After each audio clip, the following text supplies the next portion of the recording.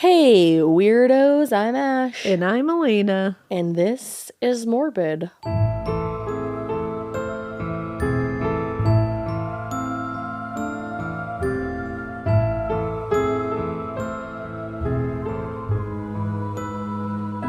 What is up, my guys? I can't stop doing that. If you don't follow the Grinch on TikTok, I don't know what's wrong with you. If TikTok even exists anymore. Oh god, yeah, I don't know where we are in the future, but it might be a future without TikTok. We have to record these in advance if we want time off. And with our families. We'll never stop making reference to it just because it's become a funny thing now. It has, and I just can't stop singing to you people. It's true. My reign is continuous. Of terror. My reign of I don't know, I think I was an alto when I sang in chorus. Beats Embarrassing me. fact about me. Anyways, bye. Well, we're in part 2 of a pretty gnarly case here, I would say. We sure are. I had potatoes for dinner last night, and you know what we didn't do? Didn't peel them. You didn't peel them? Didn't peel them. They were little the skin baby has a lot potatoes. of nutrients in them. Many fibers. So, yeah, so that many. Much fibers. Pretty. Look at us. This case is just, it's bad all the way around. Yeah, it's very, very heartbreaking. And it's just got it's got this vibe to it, I think, with the blackout. Yeah. It just adds this layer of darkness, if you will. Yeah, because you have to remember to keep that in mind. While you're visualizing that is the time. happening. Yeah. Yeah. And this guy, Gordon here, is such a fucking asshole. I can't believe his name is fucking Gordo. Yeah. Gordo Cummins. That's his name. And just the fact that he's in the army. Yeah, he's an Air Force Somebody that you would guy. look to trust during this time period. Oh, yeah. Scary. He's a real piece of work, I It tell sounds you. like it. I'm scared to dive back in. Yeah, it doesn't get better, but then he does get caught. So And that's nice. You can hold on to that. Yeah, I'm like I said in the end of part 1, I'm really excited for that part. So let's Yeah. get to it, girl. That's always nice. So when we left off, we had talked about how there was a couple of, there was a close call with Catherine Mulcahy. There has been a few murders, very gruesome, very awful, very brutal murders. And as it's happening so fast, within hours of each other, that discoveries of other murders or assaults are happening as they are examining previous victims. So things are coming at different times. Because he's just every 24 hours or less. Yeah, he's on a rampage. And when Dr. Spilsbury, my favorite guy, who also, by the way, is apparently a very, very well-known forensic pathologist. Oh, shit. The Times, I think at one point called him the real life Sherlock Holmes kind of thing. Oh, no way. Yeah, he's been on huge cases. He was in I'm trying to think of any infamous case you can think of that time period in London and around there. What's his last name again? Spilsbury. I'll He look was it a up. part of it. He was known to be very, very involved in the case. It affected him greatly. These cases would eat at his soul. He was a very empathetic person. So he just sounds like a really cool guy and a very interesting historical figure. Yeah, I'd like to definitely. look further into him, actually. I know. Actually, I just typed in notorious cases that he was part of. Yeah. The trunk murders. The trunk murders. Yep, Yep. the Brighton trunk murders, I think it was. Yeah. There's a lot here that I actually think you would be really interested in. Yeah. The Brides in Bath particularly speaks to me. Yeah, there's a lot that were very interesting and very horrific. Yeah.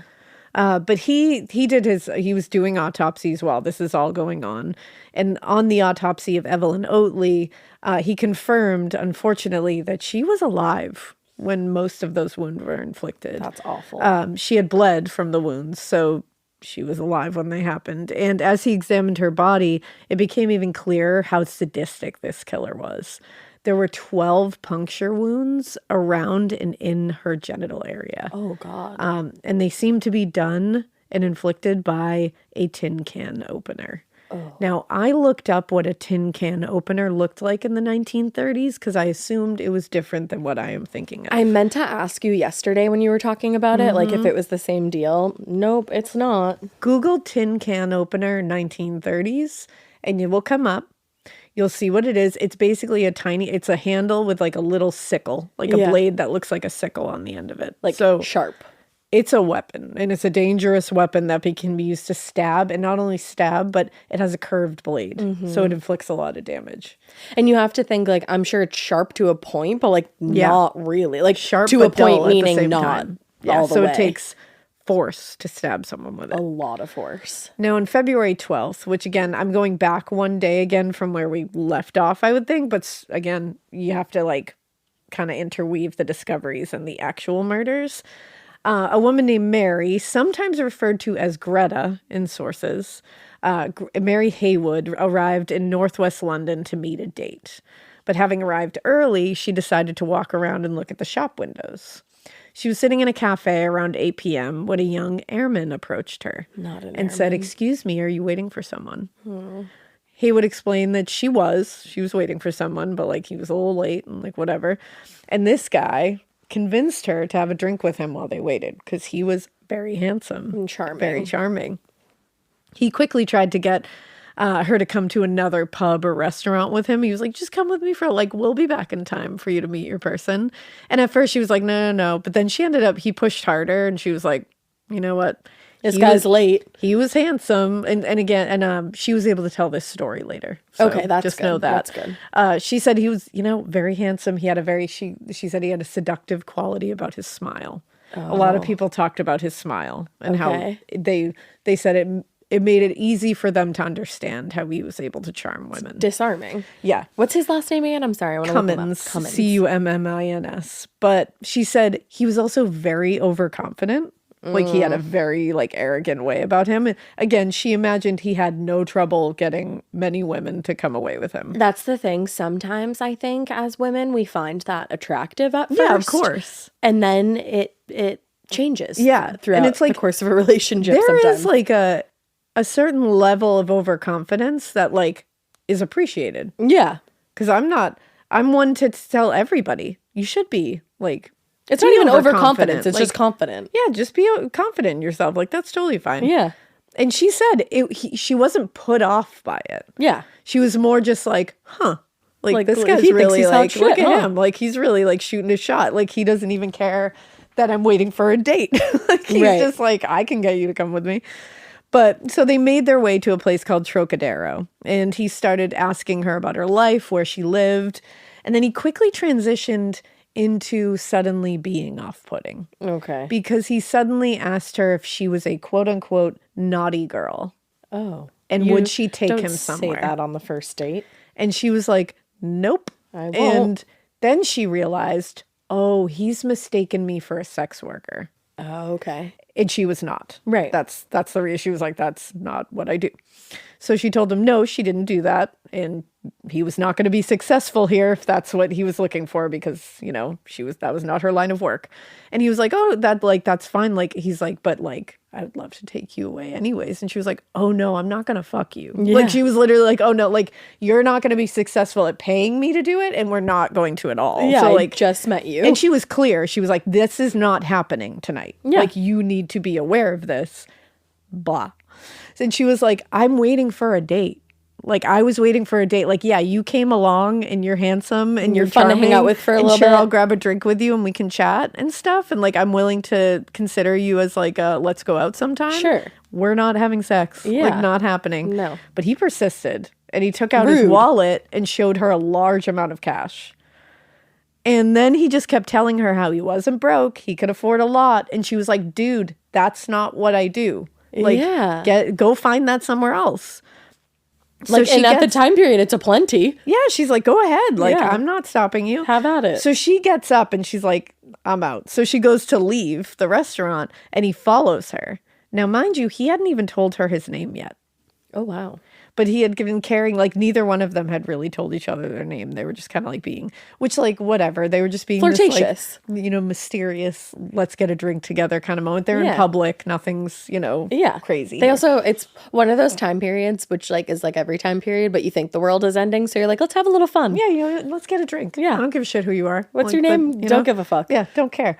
Now, this guy had been carrying as well his Royal Air Force issued respirator with him all night, like the gas mask that they had to carry. Oh, okay. He had it on him when he approached her. I'm scared. Like, because they would have them from, like, training and stuff, and, like, they'd go to a pub holding their bags. Yeah. They'd be walking around with the bags. Yeah. So he had that with him. Just remember that.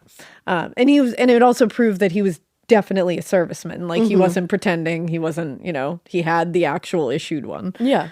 Now, by that point, it had become dark out, and the streets had kind of cleared out a little bit. So it was like less... It's a little quieter. Yeah. It seems like everything's kind of quiet. It's getting dark. And so she took out a small flashlight and switched it on. But the man caught up to her and yanked the flashlight out of her hand and was like, no, you shouldn't use this around this area. Okay. And she was like, okay, I guess you're right. Like, it can be a little shady, like a little seedy outside, and you don't want to draw attention to yourself. So, like, just kind of scoot where you need to go. Yeah. So she was just kind of like, okay. And Sounds he, like, kind of good. put it in, and he didn't steal it from her. He put it in her purse and was like, keep it. So it to her, it seemed like he was being like, oh, I'm, like, trying to help you. Oh, yeah, I'm looking out for you. Like, I'm not stealing your flashlight. Then he tried again to kind of, like, shoot his shot by saying, well, you must let me kiss you goodnight. I must not. And then he asked her if she knew any of those, like, air raid shelters where the first victim was found in. And he said nearby, and he's like, we could, like, go make out in one of those. And she was like, I don't know where one is nearby. And also, like, I'm not going to go to an air raid shelter with you. And she was like, I'm not leaving to go somewhere with you. Yeah, like, that's smart. just not happening. And at that, he grabbed her and pulled her into an alley, pushed her up against the door in a more darkened alcove, and he kissed her. And she said she didn't stop him right away because she was like, fine. Okay. Whatever. But then she said he got handsy. And that's when she was like, dude, I have said it 1,000,000 times. Yeah. I've been very upfront with you about this. I don't consent to this. I'm not having sex with you. Right. Like, that's not it. So she told him to stop. She was like, I was consenting to kiss you, but I'm not. Yeah, we're not going Don't further touch me than like that. And he refused to stop. Oh, fuck this So motherfucker. she later told police he tried to pull my clothes up. So she tried to fight him, but the man was very strong. Yeah. And she said he got a hold of me by the throat and he started squeezing. Oh my God. After a while, I lost unconsciousness. So he choked her until she was unconscious. Jesus. But what's even creepier is the entire time he was choking her, he was muttering like to her, you won't, you won't, you won't, over and over again. You won't what? To this day, nobody has any idea what the fuck that means. You won't? He just kept saying, you won't. That's bizarre. And I wonder if it was him saying, like You won't live? convincing himself, like, you won't kill her or you won't stop, or one or the other. Like, Yeah. either you won't stop or you won't kill this one. What? Like, because she said it was almost like a trance-like thing. Like, he was, like, far away in his own mind saying, you won't. So it's almost like she wasn't saying it to her. Yeah. Like, he was saying it to himself, like, you won't do it this time. Oh, to think how scary that, like, whole thing is in and of itself without then the muttering. this. And then to add the muttering to it. Yeah. Oh, Yeah. this poor woman. So she became unconscious. And at that time, a night porter, John Shine, who was only 18 years old, Oh, God. was making his rounds and he heard weird noises coming from the alley. And by the time he got there, he could see a flashlight kind of flickering and he saw a pair of women's legs sticking out from a doorway. So he called out to whoever was there saying, like, whoever's there, like, I'm here. I'm like, I see you. And this scared the shit out of the man. And he ran down the alley away from them, but it was pitch black. So the porter, with help from a few civilians, helped her, Haywood could only moan at this point. She could barely speak. She was like, Yeah, just she's coming just been to. choked so hard. He got her to her feet, and together they found a police officer and reported the attack. Okay. By that time, they found out her dress was ripped, the buttons were broken. Like, it was a very brutal, like, Yeah. intense, aggressive attack. Now, just hours after Haywood had reported her assault to police, another call came in, and this was the one that was 22-year-old Catherine Mulcahy from part 1. Okay. I'll give you a little rundown quickly, if you forget, of what happened to her. that evening, that same evening, a young serviceman, airman, had picked her up near Piccadilly Circus and traveled back to her apartment. They were, getting ready to begin a transaction because she was working as a sex worker at the time. And he got on top of her and then immediately began choking her. And he had actually put his knees into her abdomen. She was the one with the boots still on. Yes, because she managed to get his thumbs off her throat, and she kicked him in the stomach with her boots because she was still wearing her boots. Clean. And she ran completely nude from her apartment into the hall and started banging on a neighbor's doors, screaming that she was being attacked. And as she was being helped by some neighbors, the man had come out, threw money at her, said he had too much to drink, kind of apologized and left. And that later that night, another woman would be murdered in an apartment just across town. Okay. So 2 attacks and failed, one murder. And then he ran on to murder another woman. That's what makes me think that the you won't was almost him trying to tell himself you won't again. Yeah. It feels weird. It does. Now, according to Neil Story, who wrote The Blackout Murders, Homicide in World War II, and Simon Reed, who wrote In the Dark, The True Story of the Blackout Ripper, both really great books on this case. I highly, highly recommend you go read them. Simon, we actually talked about, he wrote a book about the death of Michael Malloy, the crazy death of Michael Malloy. The case was wild. And Simon's awesome. We love His Simon. wife, Katie. Katie, had actually written in a listener tale that was amazing. Yep. They're awesome. Power couple. Yeah, totally. And amazing books on this case. So highly, highly recommend. They're linked in the show notes. Yay, books. But according to their books, 25-year-old Doris Joubert had only recently moved to London and quickly fell into sex work as a means of supporting herself until she could find a suitable husband. Okay. That was very common in this time period especially, but not long after arriving in the city, Doris had met 60-year-old Henry Joubert. Okay. A wealthy French hotel owner. Oh, hell yeah. And obviously much older than her. And a few months later, the couple married. Love. Now, apparently their marriage was very sweet. Yeah. Why? It's not what you would think of the time period, first of all, and the age difference. Right. They genuinely seemed to love each other. I love that. And would say that. They were genuinely very happy with each other. But Doris would get bored with married life a lot. I mean, she's very young. She's young and she's very much she has always kind of been make her own way, scrappy on the streets kind of thing. So this is one of those things where she's just having trouble settling down. And this man is from a completely different generation. Exactly. I'm sure he has a completely different set of standards. And he loved her. He understood that she had a life before him. And I think they had actually met in that way. So sure. He was I get it. But he's you don't have to do that anymore. And I don't want you to. It's literally giving Pretty Woman. It really is. He's I don't want you to. So he would sleep sometimes at the hotels that he owned and managed, but he would typically stop at home to have dinner with her every night. That's so sweet. So they would have dinner together. She would always have soup on for him. They would just have this nice dinner. And again, she tried to settle, but it was a little tough. So she would often fall back into sex work to make extra income, or while he was away for long periods, she would get bored and lonely and just want to go out and do it. But she would see him off to the train, and then she would go out sometimes soliciting for extra money. Now, on February 12th, the same night of the attack on Haywood and Mulcahy, Doris had seen Henry off at the train, and then she had done just that, gone out in London onto the streets. Several acquaintances saw her that evening. They spoke to her about what she was doing. She seemed completely fine. Okay.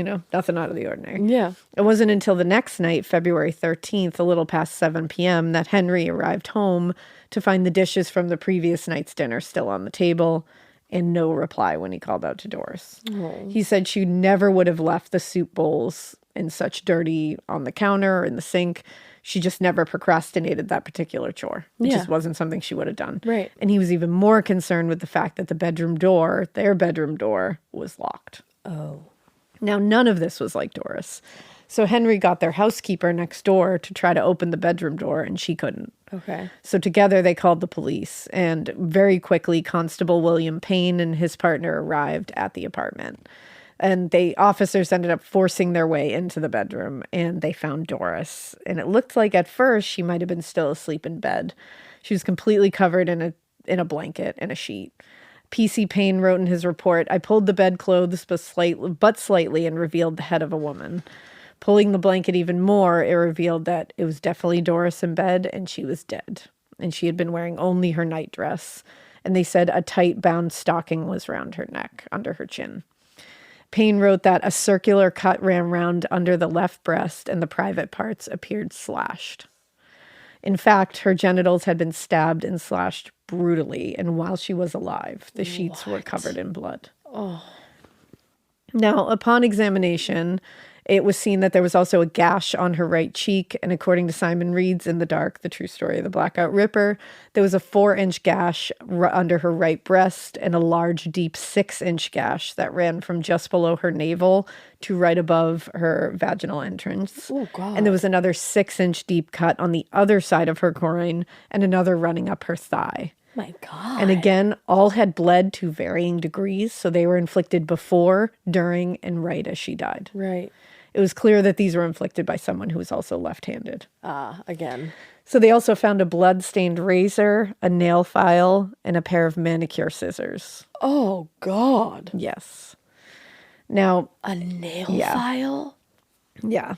In his statement to the press, Scotland Yard Chief Superintendent Fred Sherrill, our fingerprint extraordinaire guy, he told reporters, "Not since the panic-ridden days in 1888 when Jack the Ripper was abroad in the East End had London known such a reign of terror." Now, the killer appeared to literally be tearing through the streets of London, just killing women at an alarming rate. And he was leaving basically nothing behind because he wasn't bringing anything with him. Right. Now, but when the reports of the attacks came from women who were escaping with their lives, though, there was coming descriptions of him, which was helpful. In fact, Haywood had seen her attacker very up close for an extended period of time. Yeah. She was like of great help. Right. They essentially had a date together. Yeah, she gave a very detailed description. She said he's between 25 and 26. Which is insane. Yeah. And when all is said and done, it's like he's like barely 28 years old. Nuts. And he's about 5 foot 8 inches tall. Fresh complexion, chestnut or medium brown hair, wavy in front and frizzy at the crown, brown I love that eyes, read. small mouth with thin lips.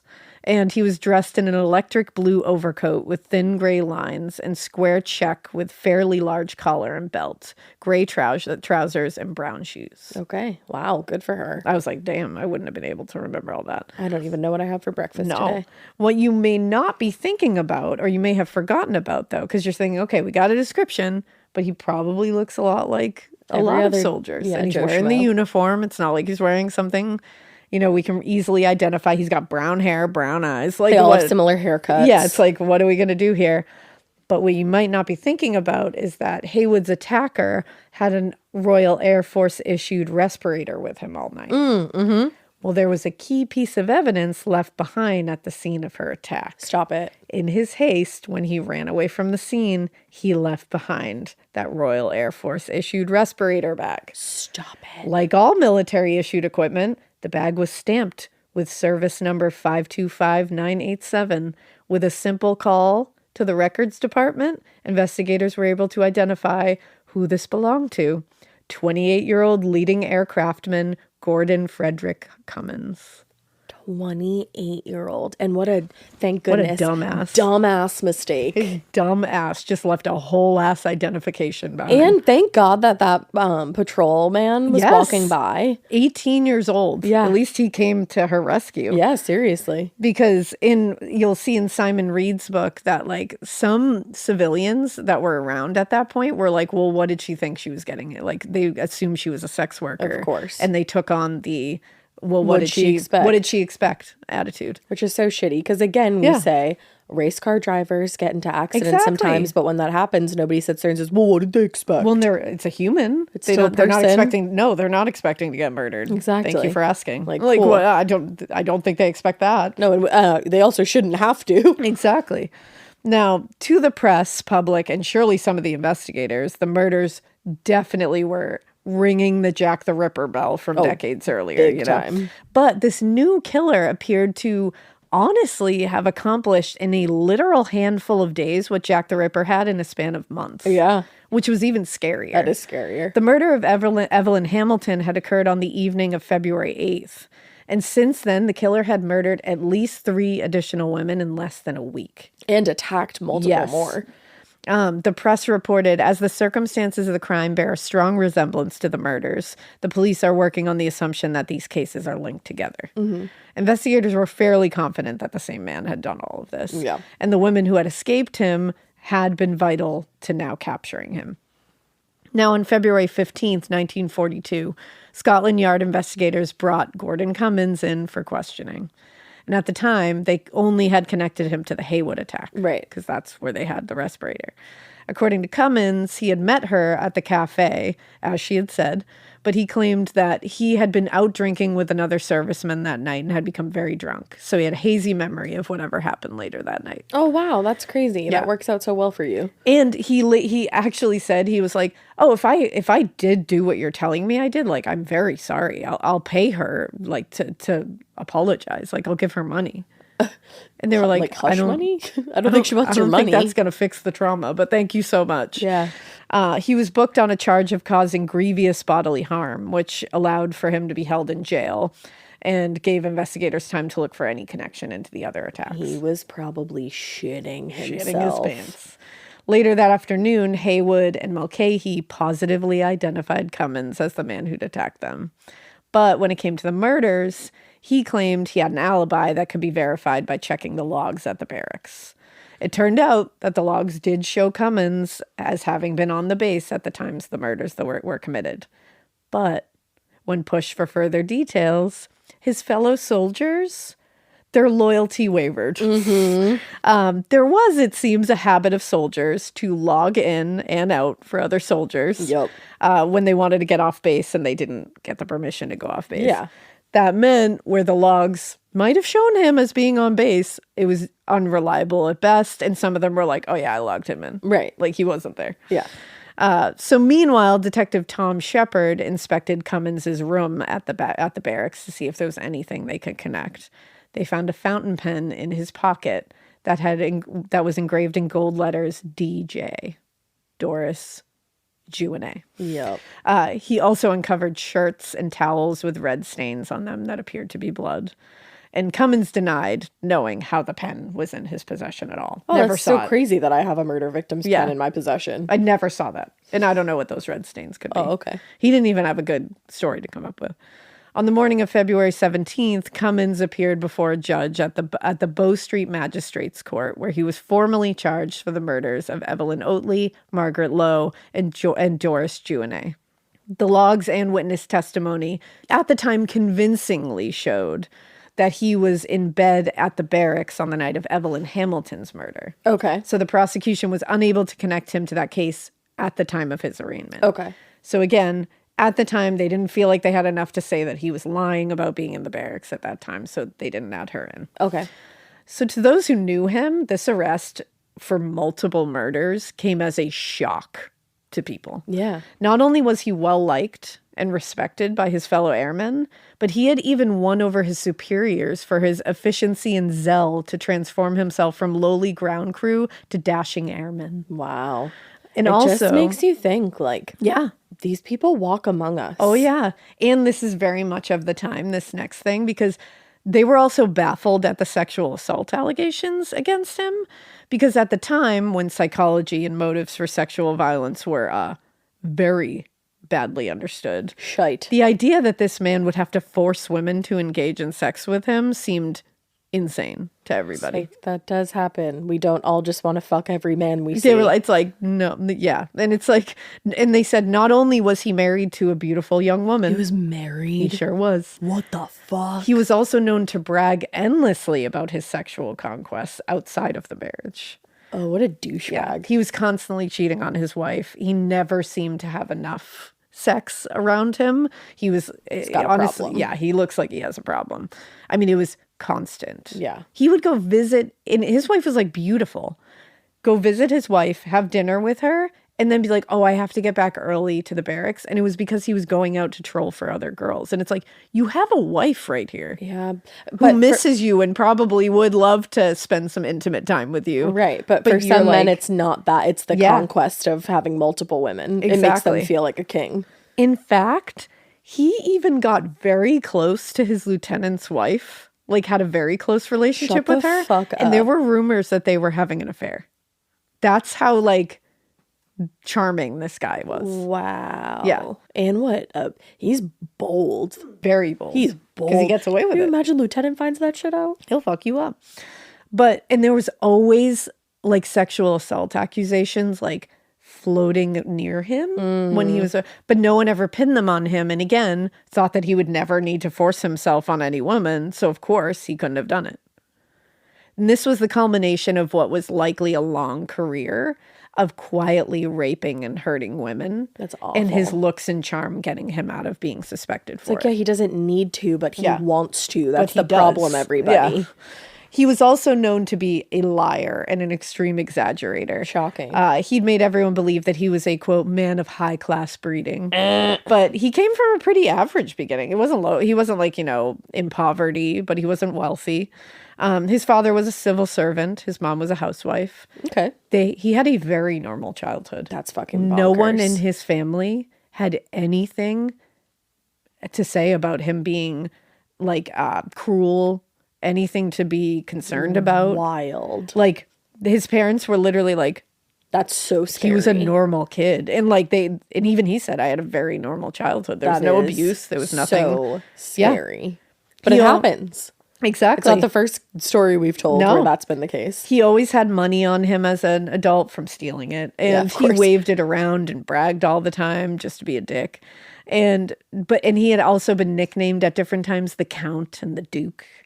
Like, he was like, growing up, he was known in school to be pretty smart, but he was always focused more on socializing than anything else. Same. Yeah. And he would go, that was like his whole life. Yeah. He would just like, he was so concerned with socializing and women and that kind of thing. And he would pretend to be like an aristocrat, like he wanted to be a higher class guy. And he would even evolved his accent to sound posher. Really? Because he wanted to like live that life so much. Interesting. Yeah. It reminds me of, I can't think of the name of that movie, but the Leonardo DiCaprio one where he's literally Catch Me If You Can. Catch Me If You Can. Yeah. Yes. Yeah. Which is weird because pilots. The Air Force. Yeah, that is weird. Yeah. But now in court on the day of the arraignment, Cummins again impressed the large crowd of press and spectators. He was dressed in his full Royal Air Force uniform. And, thinking that would disarm people, looking clean cut, looking handsome, like dashing smile. And, he was also being charged with the assaults on Haywood and Mulcahy. So not great. That wasn't really impressive to anybody, and I'm as sure. Each charge was read for the court, the prosecutor, Vincent Evans, provided graphic details of the crimes committed. And when they went on to the murders, they talked about the brutality of the mutilations, and most importantly, that Gordon Cummins' fingerprints had been found at each scene. And they had officially connected those fingerprints to the scene. There's that for you guys. Further evidence presented at the hearing were the various personal items belonging to the victims, like Evelyn Oatley's cigarette case, which had been found in Cummins' possession following his arrest.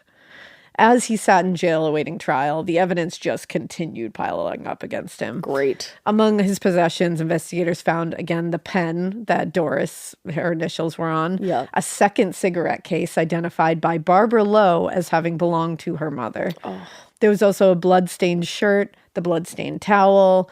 Detectives traced the bills he had thrown at Catherine Mulcahy to those given to him in his recent payout. Wow. For the time, that is so fucking impressive. The detective work here. Yes. So impressive. That's incredible. Henry Juanet also identified a watch that Cummins was carrying in his respirator case as belonging to his wife, Doris. Oh.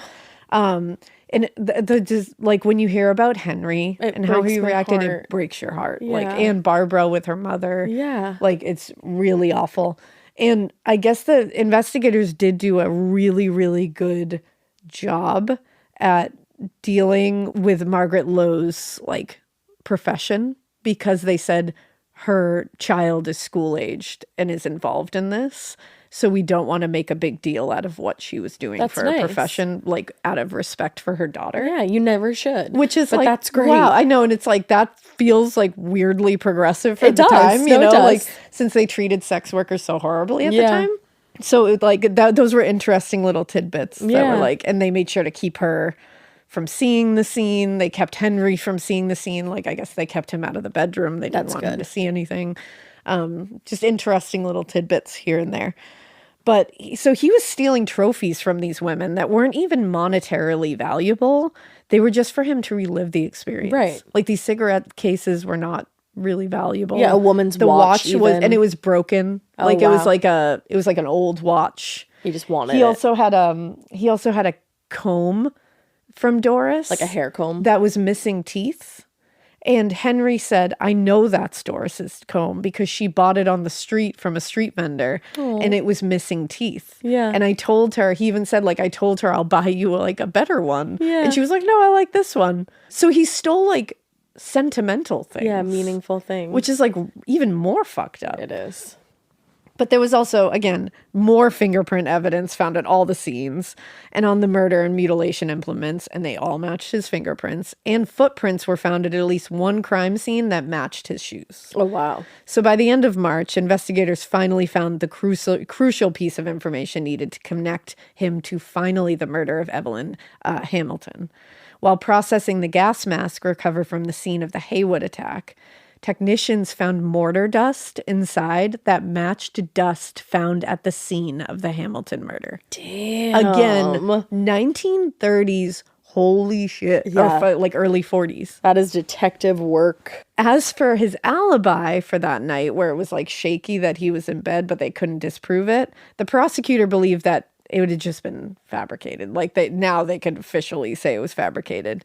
Vincent Evans said, it is quite possible for men in that billet, which is the barracks, like a room in a barracks. Oh, yeah. To leave by means of a fire escape. And it is suggested that is what Cummins did on that night. So that he was logged in. He just escaped through the fire escape. In response to all the charges, Cummins said, that is ridiculous. I think you And are that's it. ridiculous. You are very ridiculous, sir. That's it. That Yeah, literally. is ridiculous. And he was like, that is ridiculous. It's like, ooh, you tried. Yeah, barely. Yeah, you tried on that one, but nope. No cigar. His wife was equally shocked, saying she couldn't imagine him doing anything to jeopardize becoming a pilot. He was so, like, she was like, nothing like would stop him from He didn't going think up it the would. ladder. And she said their marriage was perfect. She couldn't understand. He had never shown any violence. That's heartbreaking. Meanwhile, he barely came to see her and claimed it was because he was focused on doing his job well, but really he was running around getting sex wherever he could and forcing it on people. Yeah. But when she saw him, it was for small periods of time, and he was delightful. I'm lovely. sure. Yeah.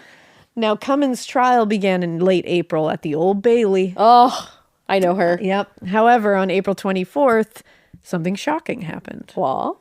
A mistrial was declared. Why? After the jury was incorrectly given access to the wrong exhibit.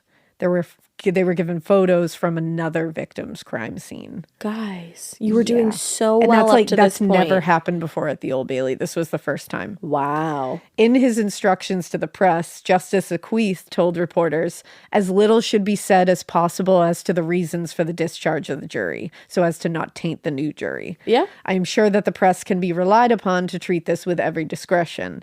The full truth will be published later, but not until this trial is over. He's like, you motherfuckers better sit Yeah. still and quietly so that we can actually serve some justice Yeah. here. He's like, don't be publishing theories about why there was a mistrial like he's innocent. Yeah, like, don't we'll do let you that. know later, but like, shut the fuck up. Yeah. On April 27th, a new jury was sworn in, and the Wow. Cummins trial began again, with the defendant testifying on his own behalf. According to Cummins, on the evening of February 9th, he had gone out for dinner and consumed a lot of drinks and didn't recall anything after leaving the restaurant around 10 p.m. That's not a great excuse. Yeah, but he did say, however, that he had never been to Evelyn Oatley's apartment and he had nothing to do with her murder or the murders of the other three women. How do you know if you can't remember anything? Exactly. Cummins' defense was so fucking weak, and the evidence against him was so fucking overwhelming. Yeah. So convincing. On April 29th, just 2 days after the new trial started, the jury deliberated for a little more than a half hour before coming out and saying, "You guilty. You guilty. You It's like guilty. Nicole Byer. Yeah, basic. You basic." They came and said, "You're guilty of the murder of Evelyn Oatley," and he was sentenced to death. He was Good. sentenced to hang. Under the circumstances, the prosecution said, "We're not going to pursue the other charges. Let's just Yeah, I get mean, him we gone." already got the death penalty. Yeah. A month later, Cummins' lead defense attorney, D.N. Pratt, filed an appeal on his sentence, arguing that the previous judge was, quote, "not emphatic enough in his warning to the jury that they had to decide the case on the evidence alone." Okay. Pratt argued that the media coverage had all but confirmed that Cummins was guilty, making it very difficult to get an unbiased jury. After reviewing the evidence in the Oatley case, the 3-judge panel said, "Nope, we're upholding the previous ruling and we're dismissing the appeal." And they told reporters that they, quote, "unhesitatingly took the view that the evidence was overwhelming." Yeah, it sounded like Yeah. it. Despite the outcome of the trial and the appeal, he maintained that he was innocent of all charges, had nothing to do with the murders, even though his fingerprints were found on all the murder Everything. and mutilation weapons. His footprints were at the scenes. He had their possessions in his possession and blood from them on his clothes. That's crazy that he didn't. But he's like, do it. yeah, Yeah. I don't know. It's a crazy frame job that's happening here. Wow, dude. On June 25th, 1942, Gordon Frederick Cummins was hanged at Wadsworth Prison just as air raid sirens signaled an incoming bomb run on the city. Oh, God. Well, isn't that a That wild is dark. coincidence? Well, the execution of the so-called Blackout Ripper brought an end to this particular series of brutal murders in 1942 London.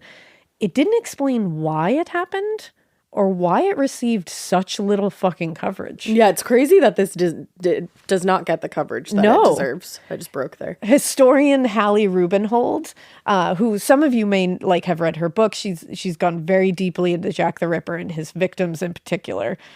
She also has podcasts. Well, don't worry, I'll mention them. Historian Hallie Rubenhold told a reporter in 2022, "The whole fabric of London was torn up and there was so much distraction, the murders passed almost under the radar." Yeah. There was also the matter of the victim's class, status, and profession. Yep.